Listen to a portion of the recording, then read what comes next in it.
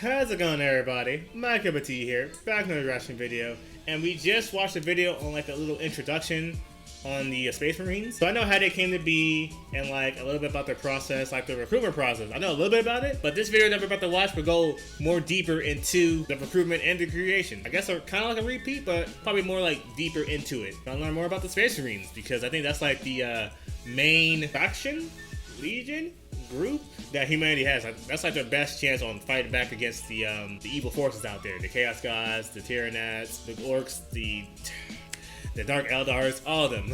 All of them. Oh, I almost forgot this. This was requested by Almabrax. Almabrax? Yeah, 05. Bam, shouts out to Almabrax. Shouts out to you. I might have butchered your name. I'm sorry, but don't worry. Because we're going to learn how to become a Space Marine. Because that's how we want to be. That's what we want to become. Space Marines. Or Orcs. Really an orc, but no, let's see what Space Marines got for us, you know? We get cool battle armors, or power armors, cool weapons. We do have to train for like a long time though, but let's get it. Luton. Them darkness of the far future. There is only war. Yes, only war and depression and darkness, no happy endings. That is Warhammer 40K.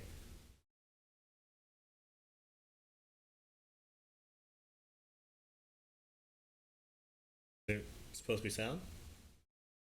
Okay, let's zoom in, I guess. Oh, they shall be my finest warriors, these men who give it. themselves to me. Like clay I shall mould them, and in the furnace of war I shall forge them. They shall be of iron will and steely sinew. In grey armour I shall clad them, and with the mightiest weapons they shall be armed. They will be untouched by plague or disease, no sickness shall blight them. They shall have such tactics, strategies and machines that no foe will best them in battle. They are my bulwark against the terror. They are the defenders of humanity. They are my Space Marines. And they shall know no fear. Let's try to capture this time.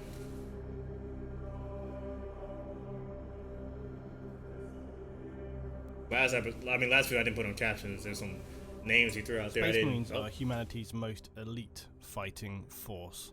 They're the defenders of civilization, but their immense power is forged through a harsh selection process, extreme genetic and body modifications. This grueling transformation kills many recruits. Oh, okay. I didn't know it kills people. Survive it are left arguably barely human. What? The conversion from weak mortal I didn't get that from the last video. Godlike superhuman is one gifted to only a tiny amount of humans in the 41st millennium. An Astartes, when his transformation is complete, will be stronger, tougher, mentally more powerful by factors than an ordinary human. And while a Space Marine's prime mission is to protect humanity, their physical disparity from ordinary common humans can actually leave many Astartes to look down on these lesser common humans. You were just them though. A renewed sense of dedication to protect those who can barely protect themselves. It's important to remember that Space Marines are the defenders of humanity and not the rulers of it. Humans, for better or worse, have been the leaders of the Imperium of Man until recently with the return of Primarch Robo Guilliman. While the transformation of a human to Space Marine is complex, you'll often hear the terminology of a gene seed be used. Now, a gene seed is not literally a seed, but it is a specific organ that each Astartes carries with seed-like qualities. It's a term used to describe generally the genetic material of an Astartes. It's more accurately the cells and DNA required to engineer a human into an Astartes.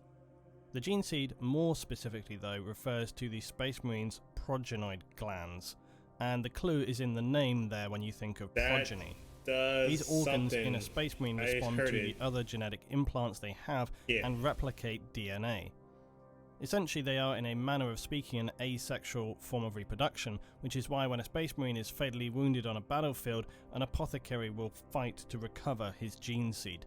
It's also why, yes, Space Marines do not require heterosexual reproduction. 5 years from implantation, a Space Marine's neck progeny glands can be harvested, but the chest glands won't be harvested up until 10 years. Space Marines essentially depend on themselves to produce new Marines for the chapter. Lastly, in this general sphere of discussion, to answer a very commonly discussed topic, are Space Marines actually castrated? And then, how do they excrete waste? Well, I can't... Huh? What? Huh? Wait, hold on. I must have missed it. Where did I come from? Hold on. curiosity in this general sphere of discussion to answer a very commonly discussed topic, are Space Marines actually castrated? Why is this commonly discussed? And then Okay. how do they excrete waste? Well, I can't actually recall anywhere in written law this being noted, so if anybody has a specific point of reference, please do link it. But my speculation, based on a few things that I've kind of looked at, is that pretty much the canon opinion is that Space Marines have no sexual drive. However, when it comes to excretion, it's true that their armor is also an environment suit that would cycle and process their own waste, much like a still suit in the Dune against universe. the Empire. Also, Space Marines do not live in their armor, although they may wear it for extended periods of time. Okay, I was actually curious about that. It's entirely possible that their external genitals are removed and they have implants to take care of waste, but I've got nothing to see that it points towards this. So it's an unknown, but it's not something that's critically really important in the scheme of things. It's equally possible that it's just seen as an organ as with everything else and they just leave it all be. Now, before we look further into how a Space Marine is forged in the 41st millennium, let's remind ourselves how they were created over history. I know about this. The form of Space Marine was originally created by the Emperor during the unification wars of the late 30th millennium. Earth at this time was a barren wasteland of scavengers and barbaric warring tribes after civilization had imploded as a result of the Age of Strife. Earth, being cut off from its supply routes in the warp, cannibalized itself and fell into total anarchy. I'm wrong, that wasn't Jimmy. After the Emperor originally created techno-barbarians, a crude adapted form of super soldier, he would form them later into the Thunder Warriors. These warriors were brutal, powerful, and most importantly, highly unstable. Yeah, very unstable. The Emperor knew that he wouldn't be able to work with these soldiers forged in the fires of anarchy beyond the unification of Earth's warring tribes. And so he secretly constructed his genetic facilities in a fortress deep below vast mountain ranges on Earth. Here, he would, with some few remaining gene rights, create his Primarchs, using his own genetic material as a template. Then subsequently, the very first of the new breed of warriors, the Space Marines, or Astartes. But what are the Thunder Warriors? Imperial records state that the Thunder Warriors were nearly all wiped out during a particularly bloody battle at the end of the Unification Wars on Mount Ararat. Conveniently, the new Legiones Astartes were created readily to replace them. Now, records from this time are understandably fragmented, but described eyewitness accounts from the few Thunder Warriors to survive this battle, like Eric Taranis, stated that it was in fact the Emperor himself who massacred the Thunder Warriors. The Emperor massacred the Thunder Thunder Warriors. It was also in collaboration with his custodian guard. Ooh, not the custodian In several guard. instances that occurred since this time where Thunder Warriors have appeared and faced their Astartes brothers, the Thunder Warriors have nearly always managed to inflict casualties beyond expectation before they are finally felled. Oh wow, they're This really gives strong then. some indication of how powerful they were as warriors, and why the Emperor felt they were perhaps too dangerous. No, we gotta stop them now. Psychological instability to function as a disciplined fighting and defensive force for the new Imperium. Regardless, this whole situation is a dark and little spoken of episode for the Emperor of Man. Vocalizing these events would no doubt have some Inquisition or Ecclesiarchy on their way to you very promptly. Not the Inquisition. They just show that, hey, you've been talking too much now. Come over here. Come over here. Let me talk to you real quick. They just shoot you. Let me talk to you real quick. How dare you? Don't ever mention that. Don't ever mention that again. We mentioned no bad stuff about the Emperor here. His bad things that have happened. With the Thunder Warriors killed in the Battle of Mount Ararat, the new Space Marines, the Legiones Astartes, would come to the fore. Unlike their Thunder Warrior forebears, they would undergo rigorous mental training as well as physical and genetic modifications. I want to repeat of the Thunder Warriors. Immense physical traits, as well as being near unbreakable with their mental conditioning. The new Marines were initially segregated into 20 legions. This separation was not for simple organizational purposes. Each legion was imbued with genetic traits from their Primarch, and as such, this impacted their character and behavior. To ensure unity, the Emperor designated them to stay together in their legions to reduce friction and ensure cohesion of the Astartes brothers. One major event happened Through that recruiting changed and everything. conquest of human colonies, as the Imperium expanded, so did the Astartes legions. What had begun as a handful of Marines swelled to tens of thousands during the Crusades. This would lead later to heavy damage caused during the heresy after the Primarchs holding such immense power, being the sole commanders of each Space Marine Legion. After that period of chaotic incursion, Roboute Guilliman, Primarch of the Ultramarines, would draft the Codex Astartes, and the remaining loyalist Primarchs would, after much consideration, agree at best that the Space Marine Legion, make sure I remember these names. Loyalist Primarchs would, after much consideration, agree the Codex. After that period of chaotic incursion, Roboute Guilliman, okay, no boot Guilliman. Guilliman is who started the whole, like, alright, we're gonna reform after the Horus Heresy event. Don't have any big factions now. No, we're stopping that. We're going to stop that. We're limiting the number. Primarch of the Ultramarines would draft the Codex Astartes, and the remaining loyalist Primarchs would, after much consideration, agree at best that the Space Marine Legions be split into chapters. This was to ensure no Space Marine Legion could wield the sheer weight of power they had during the Crusades and subsequent heresy. This was known as the Second Founding. Each of these chapters would take a permanent homeworld or fortress monastery in the Imperium. The Codex Astartes states that each chapter would be 1,000 battle brothers in number and manage its own recruitment. A specific development in the creation of a Space Marine was discovered after the Horus Heresy: weaknesses in the gene seed.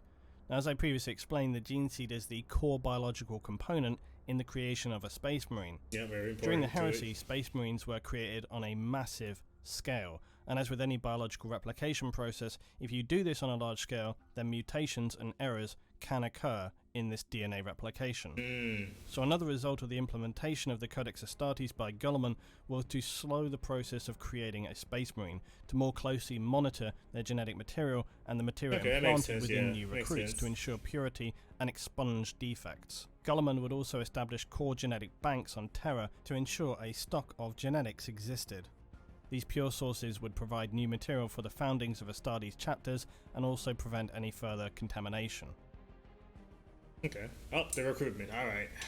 As previously described, apparently people die during this is recruitment. responsible A lot for of people its own die. replenishment.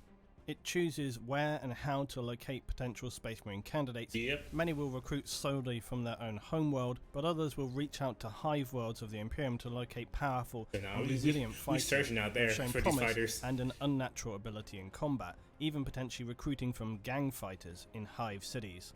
Feral planets can also be good for selection, as the humans here are physically tough and have to deal with daily hardships more frequently than some other Imperial planets. Surprisingly, less recruits actually appear from the militaristic worlds like fortress planets, maybe because although knowing the lives of military discipline, they haven't endured the true horror and hardships that come from the rougher ends of Imperial life. Any candidate for a Space Marine will be usually young, between the ages of 10 and 15 years old. Obviously they need to be strong, healthy, and fiercely loyal to the Imperium. Like, kind of like kids, children, often on worlds where recruitment occurs, young male humans who show exceptional skill or strength are pushed hard to give them the best chance of potential recruitment. Candidates can occasionally be as old as 20, but the full effect of their biological conversions may not be as effective or complete. Standard trials for Space Marine recruitment often involve combat, endurance, perhaps hunting of some extremely dangerous indigenous animal, and for the few who survive the tasks set by the Astartes who are there to supervise, the rewards are beyond estimation. They're pushing these kids like to their limit, like, hey, you want to be a Space Marine? Alright, you might die though, huh? Too late, you already signed the contract.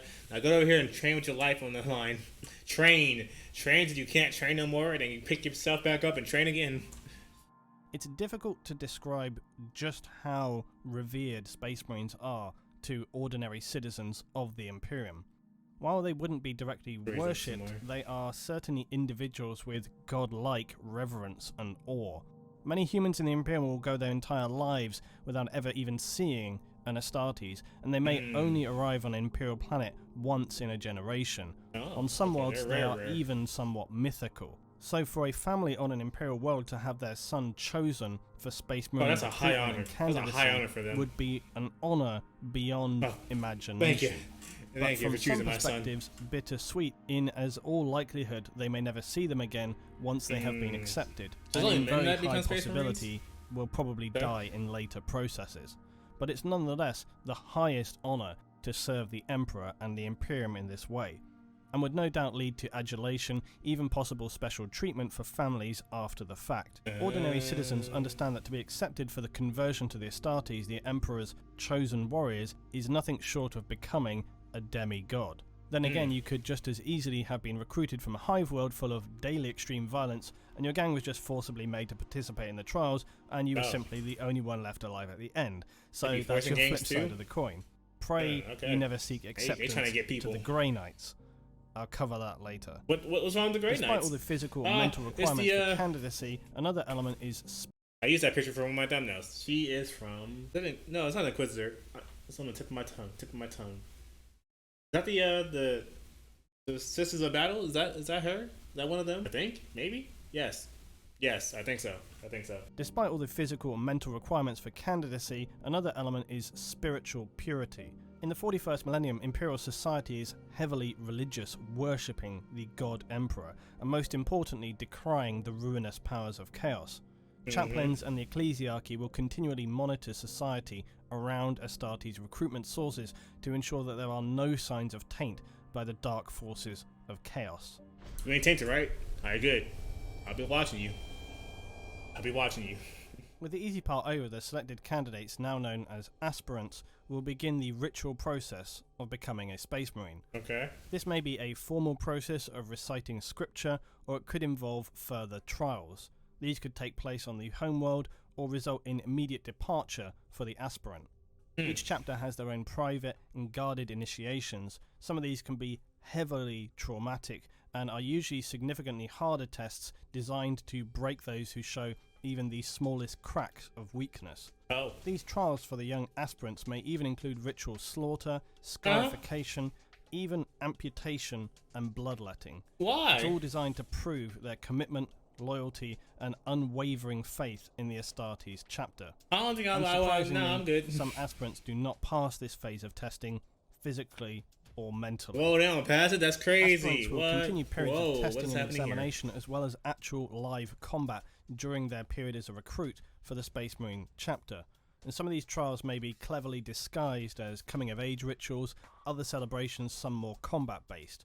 All, though, will be observed carefully by senior members of the chapter and chaplains who will be assessing key traits and behaviours, looking for candidates who fulfill their exacting requirements. Some of these aspirants from Feral worlds or even other worlds may not be truly aware of what Space Marines are, and this innocence may in some way protect them from making overthought errors that cost them later. Still, some chapters take little interest in these early stages and will only actually become involved later once aspirants have been further thinned down.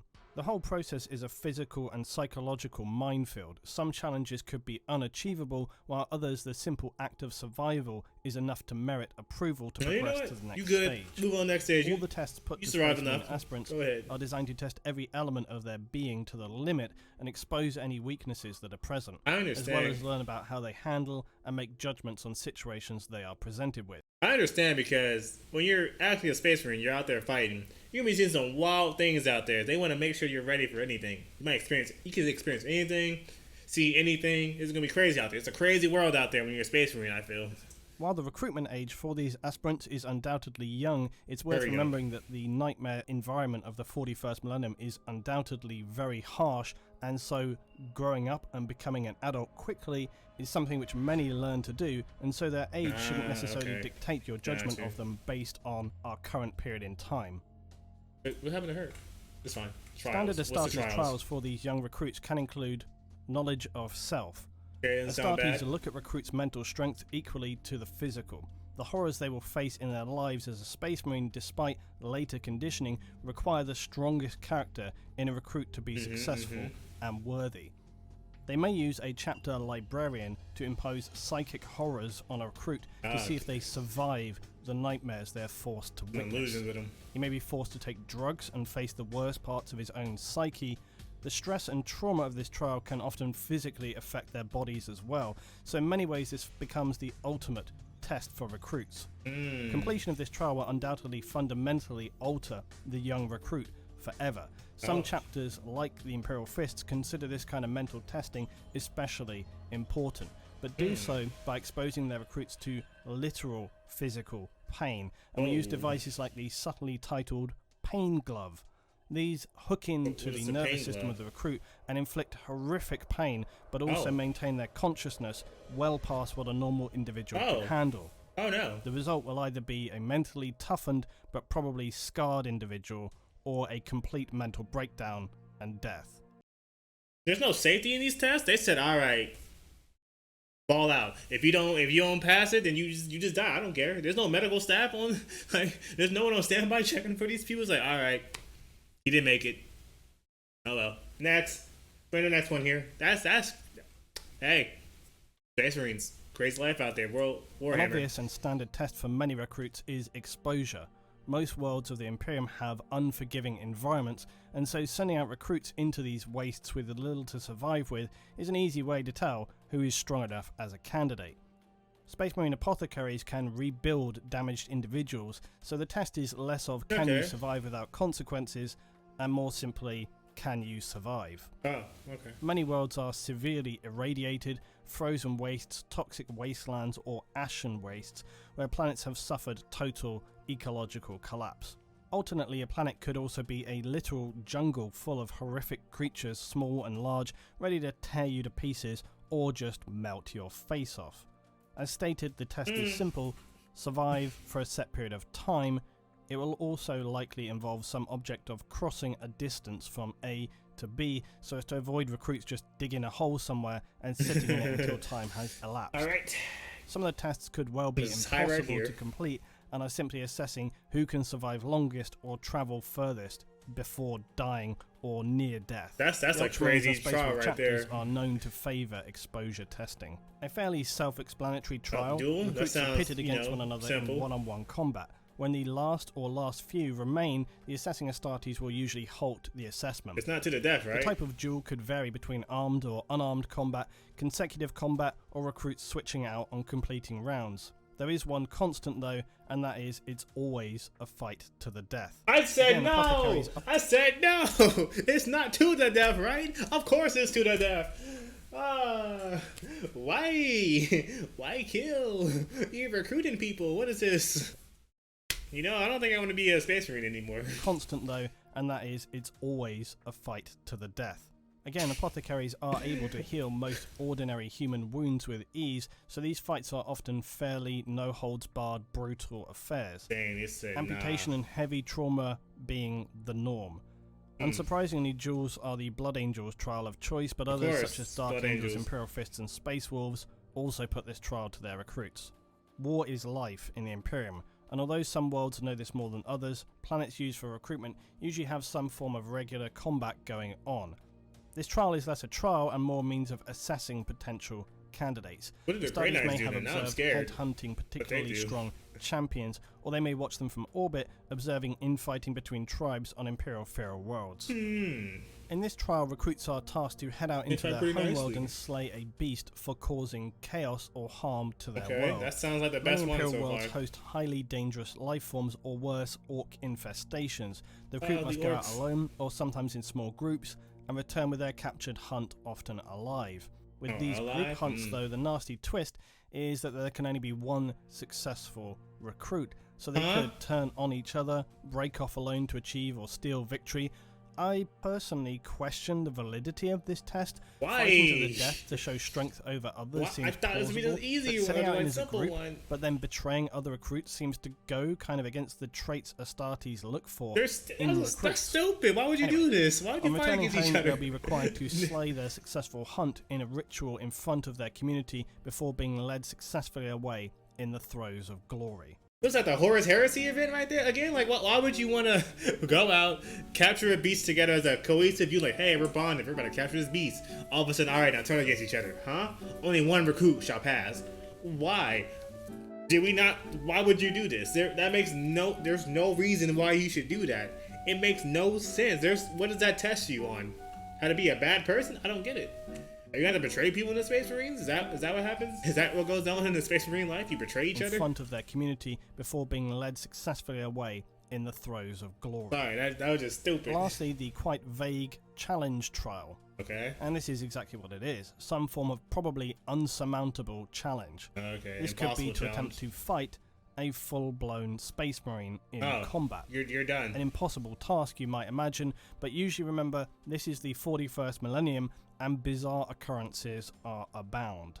While the thought of a child fighting a Space Marine seems insane, remember, the task is usually to see how they approach it, not necessarily their success. How are you supposed to approach this? In some extremely rare situations, though, the aspirant may actually beat the Space Marine challenger. Impossible. I don't believe you. As completely impossible as this may seem, that individual usually will hold some unusual or rare power and will go on to become a legendary hero. Yeah, main character. That was the main character. If he, the aspirant will also usually be armed, while the Space Marine unarmed and without his power armor. Still, as with most of the former trials, the test here is really about if they can just survive at all, not so much best their opponent. Other arguably more horrific tests, though, are non-combat based and test a recruit's strength, speed, mental skill, or resistance to toxins. So they might, for example, be forced to drink nightmarish toxic chemicals, lift weights so heavy they break their bones apart, or evade some kind of horrific, dangerous trap.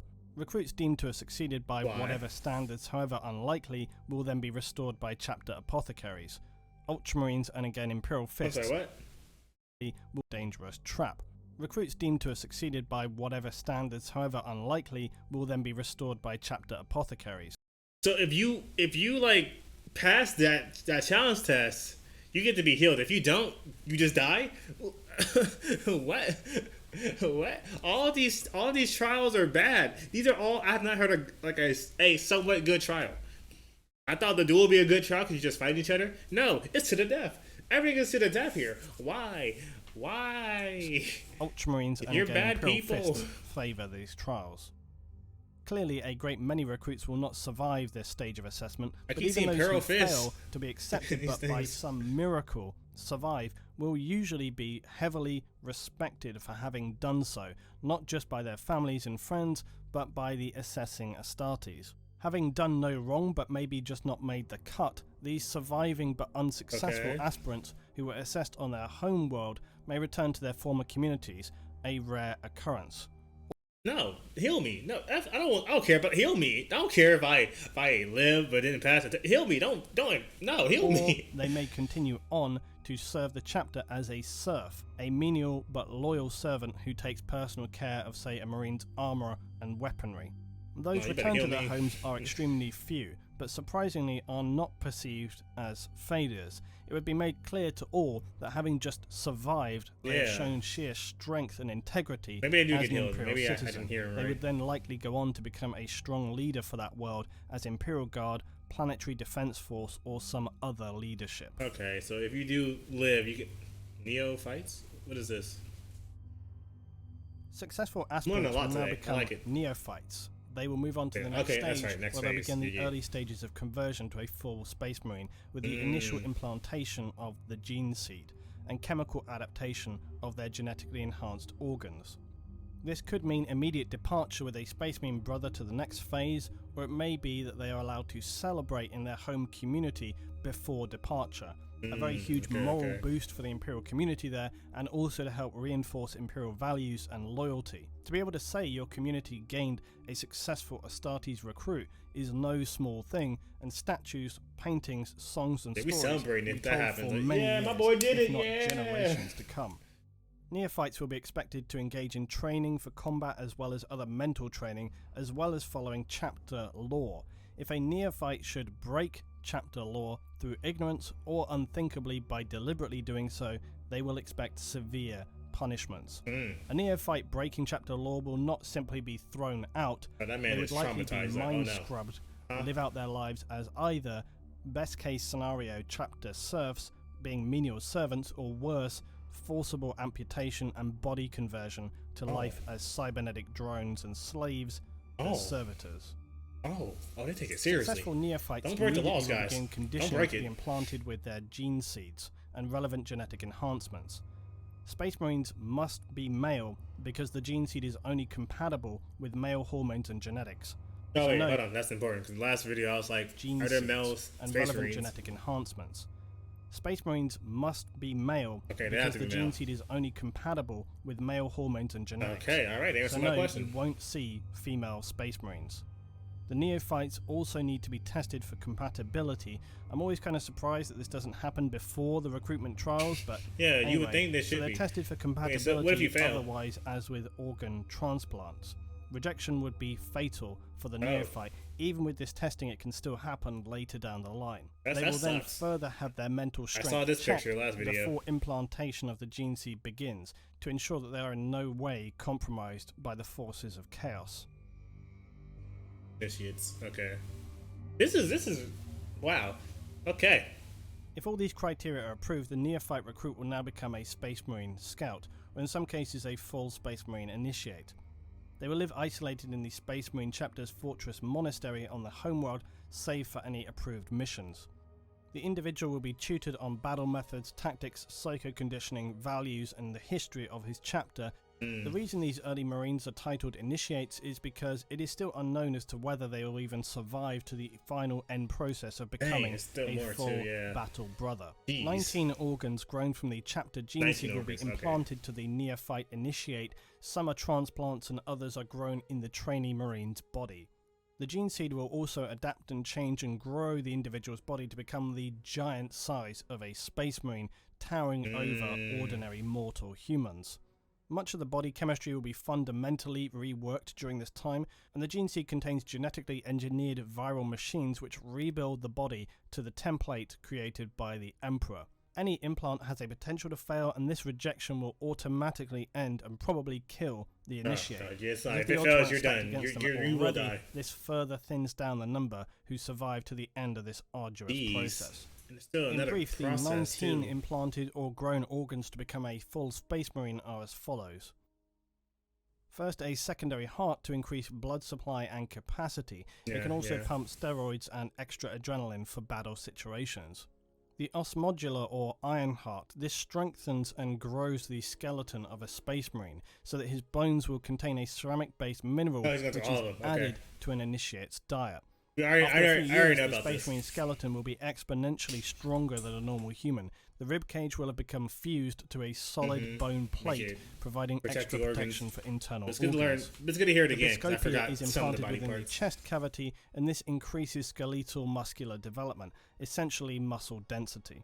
The hemostement assists in carrying oxygen and nutrients more efficiently throughout the blood. It also Sorry for pausing. So I see, like phase 1 through 3 can be at the same time, 4 and 5 same time. Okay. Also assists in regulating the second and third implants. The Larraman's organ is also placed in the chest and manufactures synthetic Larraman cells. These serve like ordinary human blood platelets, but faster and more efficient. When a Space Marine is wounded, they form fully healed scar tissue in seconds, preventing hemorrhaging. This ability can make Space Marines appear invincible as they take wound after wound. Anything other than the most catastrophic of injuries is going to leave them still standing. The catalepsion node is implanted in the back of the cerebrum. It allows Space Marines to avoid the need for sleep, entering them into a form of ongoing coma, allowing their brain the ability to systematically recharge by individual parts at a time. This enables them to stay on duty for hundreds of hours. The seventh implant is the preomnor. It functions as a decontamination chamber above the stomach and will analyze ingested materials, neutralizing any organic or inorganic toxins. It also enables Astartes to eat materials for sustenance that would kill ordinary humans. The omophagia is implanted in the upper spinal cord. It absorbs information through ingested DNA and RNA related to memories. The purpose is to gain tactical or survival. It is implanted in the upper spinal cord. It absorbs information through ingested DNA and RNA related to memories. The purpose is to gain tactical or survival information by eating animals or life forms indigenous on a planet. That makes more sense. In addition to a second heart, Space Marines also have multi-lungs as their ninth implant. 3 in fact. This is to give them extra oxygen absorption in thin air environments. In a toxic environment, their ordinary lungs are shut off to allow the third lung to act as a filter for any necessary toxins. The 10th adaptation is the ocular lobe. It's a gene seed adaptation that enhances eyesight along the optic nerves. This gives increased accuracy of vision and increased low light sight ability. Lyman's ear is not simply better for more accurate hearing, it enables Marines to resist ordinary human dizziness and for them to be able to filter out white noise and sonic attacks. The Sasan membrane allows a Space Marine to enter a state of suspended animation. This can enable mortally wounded Marines to survive until help or an apothecary's arrival.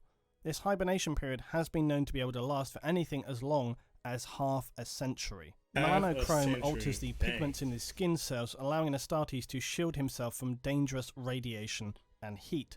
Different levels of this in effect can cause physical differences between chapters, such as the very pale skin of the Blood Angels or the darker skin of the Salamanders. The oolitic kidney filters blood to further remove toxins that have been ingested in combination with the 7th organ. It is best not to think of this though like an ordinary kidney, as this organ functions to assist in removing toxins before they have passed through any normal process of absorption. Otherwise it wouldn't be very useful. It also helps to regulate the advanced circulatory system and other organs.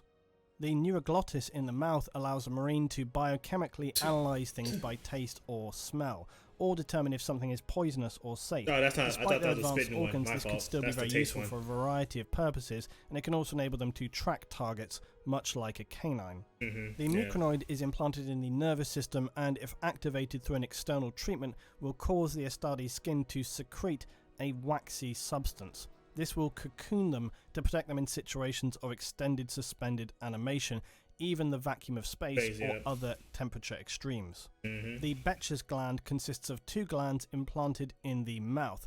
These allow the Astartes to use their saliva as a corrosive acid when consciously activated. This could enable them to corrode bars if they were held captive, or remove doors from their hinges. Is that strong? It also can assist them in eating difficult to break down substances. Some Marine chapters have found that this organ no longer functions or has become less effective over time. The progenoid glands or the gene seeds are the critical organs of a Space Marine. They're implanted into the neck and chest cavity and serve as reproductive glands to allow their DNA to be collected upon death and safeguard the continuity of the chapter.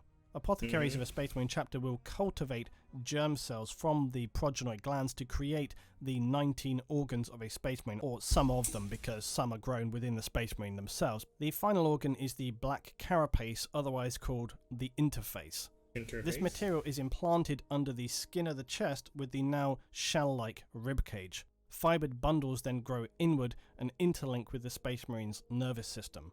Points for these bundles are pre-cut by apothecaries and form neural connection points.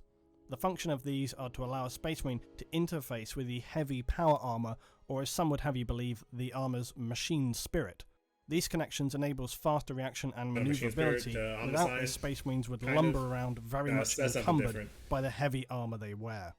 It's worth remembering that this whole process probably sounds heavily traumatic, but consider that it ideally happens when the young neophyte initiates between the ages of about 10 to 12 years old and should be then completed by age 18. Many are going to suffer critical or multiple organ failure during the process. The penalty, or arguably mercy for this, is usually euthanasia, although conversion to a servitor for the chapter is sometimes an option depending on chapters and their needs. Again, for those families who never see their sons again, in some cases, it's probably for the best. All they need to know is, he's serving the Imperium. Now, more recently, since the involvement of Belisarius' call of the Mechanicum, Primaris Marines are a new breed of superhuman Astartes. Under instruction from Robert Gulliman, Primaris Astartes are only created from the gene seeds of loyalist Primarchs.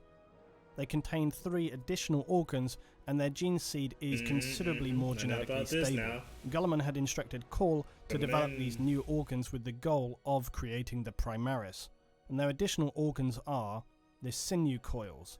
This enables the sinew of a Primaris Astartes to be durametallic, contracting with immense force, gifting them extreme strength and his body further resilience. This increased strength will literally enable them to crush the skulls of their enemies with bare hands. Yeah, The okay, magnifier he mentioned that in this last small video, yeah. lobe is inserted to the brain cortex.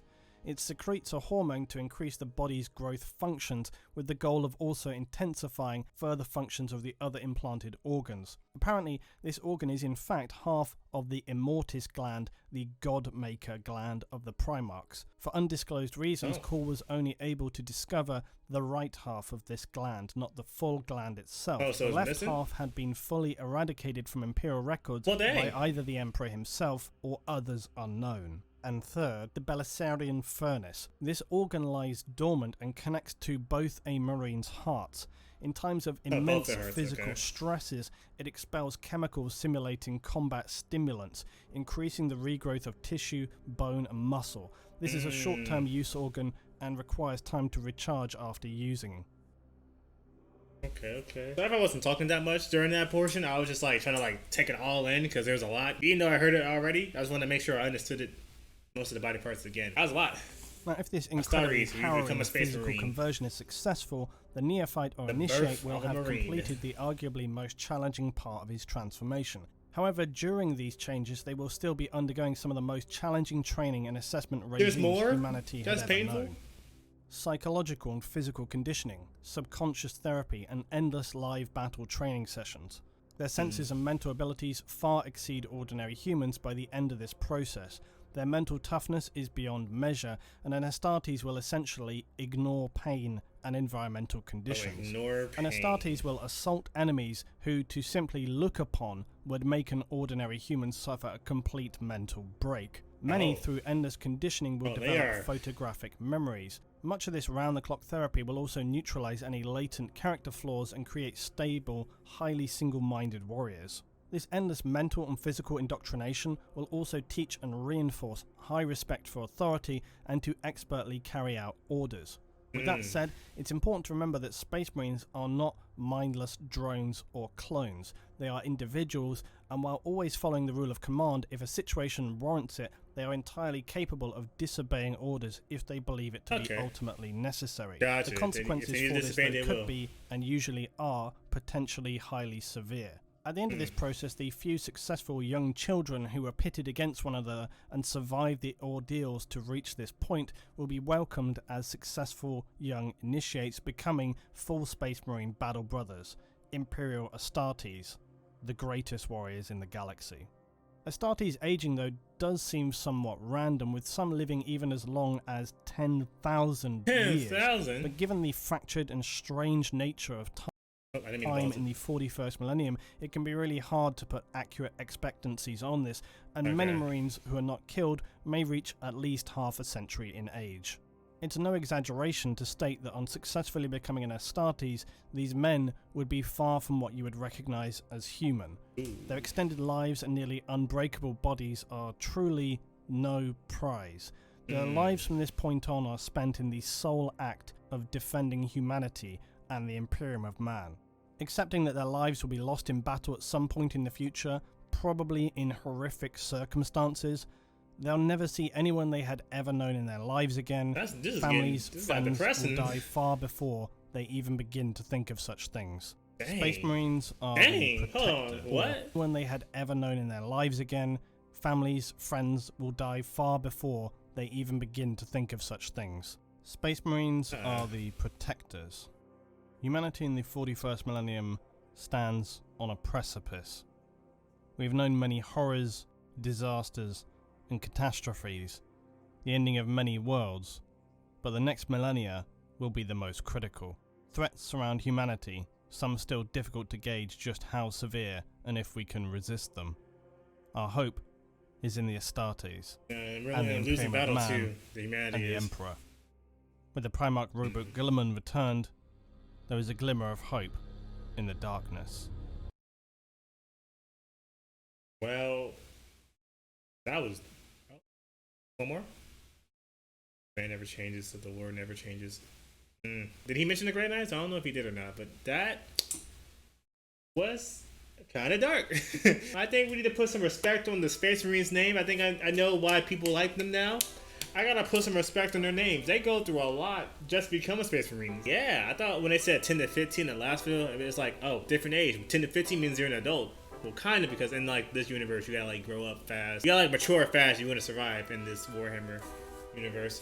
But okay. These trials, man. These trials are horrible. But I think I understand why. Because again, you have to be ready for anything you're gonna see when you become an actual Space Marine. In the stories, you gotta be ready for anything. Because out there, when you're actually fighting, you're gonna see some wild stuff there, kids. So you better get right with these trials. Now, I don't know why people gotta die in these trials, but okay, sure. Sure, go ahead, I guess. If it's working, it's working. I don't think I want to be a Space Marine. I think I'll stick with either being Adeptus Mechanicus or probably an Orc. Give me an Orc. Orc sounds fun. Power imagination.